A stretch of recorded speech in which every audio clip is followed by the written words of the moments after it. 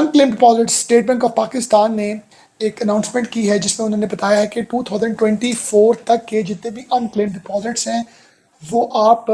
Check कर सकते हैं स्टेट बैंक की स्टेट बैंक की वेबसाइट के थ्रू ऑनलाइन चेक कर सकते हैं। अनक्लेम डिपॉजिट से क्या मुराद है? अनक्लेम डिपॉजिट से मुराद ये है कि जो बैंक अकाउंट्स डॉर्मेंट हो चुके हैं, forgotten saving accounts, unclaim profit और मार्कअप्स, और money of disease account holders not claim, जो लोग मर चुके हैं उनके बैंक अकाउंट्स के बारे में अगर कोई भी ऐसी इंफॉर्मेशन आप चाहते हैं आप हासिल कर सकें, तो ये सब जो मेथड है स्टेट बैंक ने अपनी ऑफिशियल वेबसाइट में ये चीज़ें पब्लिश की हैं। किस बैंक में अकाउंट है उस बैंक को क्लिक करना है। उस बैंक को क्लिक करने के बाद डिटेल से आपने उस पर्सन का CVC और नेम ये आपने एंटर करना है, या ऑलरेडी उस एक्सेल शीट में सिटी वाइज सब जो भी अनक्लेम डिपॉजिट्स वालों की जो डिटेल्स हैं वो ओपन हो जाएंगी। उसमें उनका CVC नंबर, उनका नेम, उनका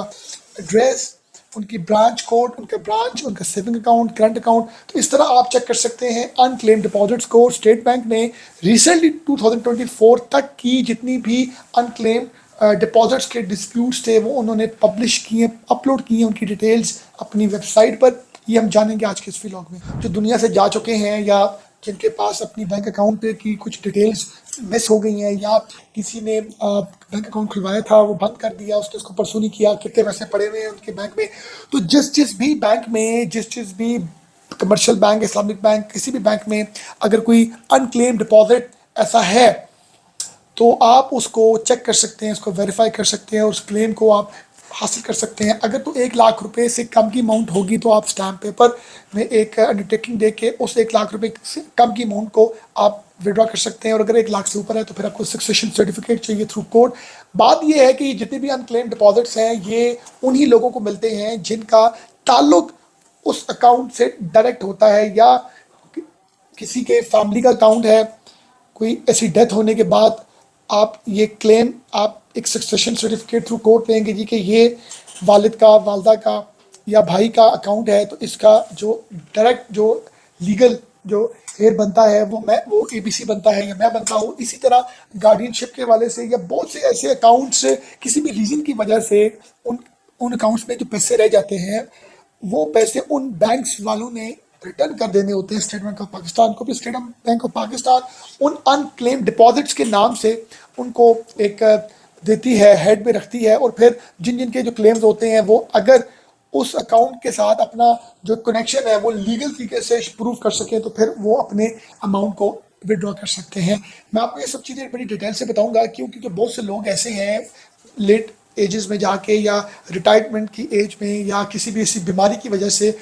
अपना बैंक डिटेल्स वो भूल जाते हैं, या बहुत से लोग बहुत से फैमिलीज के जो लोग हैं कुछ बाहर की कंट्रीज में हैं, गल्फ में और किसी भी कंट्री में, और उन्होंने अकाउंट खोला था पाकिस्तान में और उनकी जो प्रेजेंस है वो बाहर की कंट्री में एग्जिस्टेंस बाहर की कंट्री में है, और किसी भी रीज़न की वजह से वो अपने अकाउंट्स को ऑपरेट नहीं कर रहे, उनके अकाउंट्स डॉर्मेंट हो चुके हैं और वो बाहर ही बैठे हुए हैं, तो वो लोग अपने इस अमाउंट को कैसे जो है वो हासिल कर सकते हैं, या उनमें से उनका कोई प्यारा फोत हो चुका है और अब उनके बच्चे बाहर हैं और पाकिस्तान में उनके वालिद या वालदा या किसी भी बड़े का अकाउंट था जिसमें पैसे पड़े हुए हैं, तो जो बाहर बैठे हुए लोग हैं वो कैसे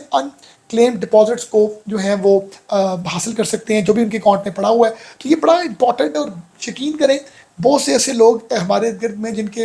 कितने कितने पैसे अकाउंट में पड़े होते हैं मगर किसी बीमारी या किसी ऐसी रीज़न की वजह से या डेथ की वजह से उनके अपनों को ही नहीं पता होता। उस पर गोल्ड होता है, उस पर प्राइस बॉन्ड्स होते हैं, उसमें कैश होता है, बहुत कुछ होता है। तो ये जो कुछ भी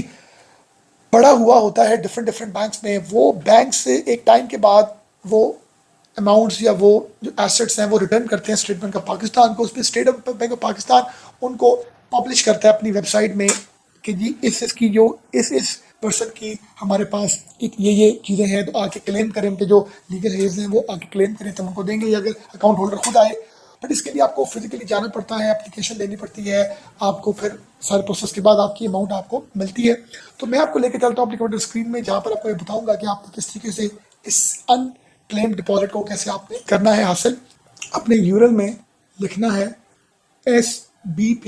sbp.org.pk state bank of Pakistan. इसको जो आपने क्लिक करना है, ये साइट एक ऑफिशियल साइट है स्टेट बैंक ऑफ पाकिस्तान की जो जितने भी बैंक हैं उनको रेगुलेट करती है।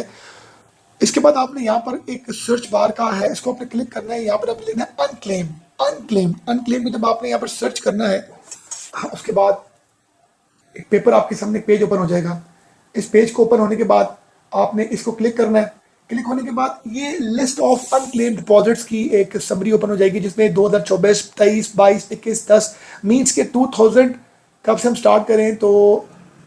2003 से लेके बल्कि से भी नीचे से 2003 से मैं आपको स्क्रीन में दिखा रहा हूँ 2024 तक के जितने भी अनक्लेम डिपॉजिट्स हैं, इसको जब आप क्लिक करेंगे तो यहाँ पर बैंक डिटेल्स ओपन हो जाएंगी कि आपका बैंक या आपके प्यारे का बैंक या आपके किसी भी रिलेटिव जो आपके हैं जो दुनिया में जा चुके हैं या किसी भी रीज़न की वजह से कुछ भी ऐसा होता है, तो अब फॉर एग्जाम्पल आप किसी भी बैंक को क्लिक करते हैं, आप कहते हैं कि जी उनका यूबीएल में अकाउंट है, एमसीबी में, किसी भी बैंक में, आप बैंक अल हबीब में आप क्लिक करते हैं। जब आप बैंक हबीब में क्लिक करेंगे तो आप यहाँ से एक्सेल ओपन करेंगे जी। तो एक्सेल को जब आप डाउनलोड करके ओपन करेंगे तो यहाँ पर आप देख सकते हैं मैंने जो क्लेम्स ओपन किए हैं वो 2024 के किए हुए हैं। अब यहाँ से ये बैंक का नाम आ गया, ये ब्रांच कोड आ गया, ये ब्रांच का नेम आ गया, किस प्रोविंस में है। अब यहाँ पर सीने सी उन लोगों के आ चुके हैं, उनके नेम, उनका एड्रेस, उनका nature of account, current account, saving account, फिर एप्लीकेंट का नेम जिसके नाम पर वो अकाउंट है। इसी तरह यहाँ पर हम आ जाएंगे इंस्ट्रूमेंट टाइप, टर्म डिपॉजिट है, फिक्स टर्म है, करंट अकाउंट है। फिर यहाँ पर आएगा नेक्स्ट इंस्ट्रूमेंट नंबर, फिर इसी तरह करेंसी कि किस करेंसी में उनका अकाउंट है। इस तरह आपके पास यहाँ पर अमाउंट्स, ये अमाउंट्स आ गई हैं, ये आप देख सकते हैं अमाउंट्स, और यहाँ पर वो आ गया। अच्छा, अब ये जो सब चीज़ें आपके साथ में शेयर कर रहा हूँ ना, अगर तो आपका ताल्लुक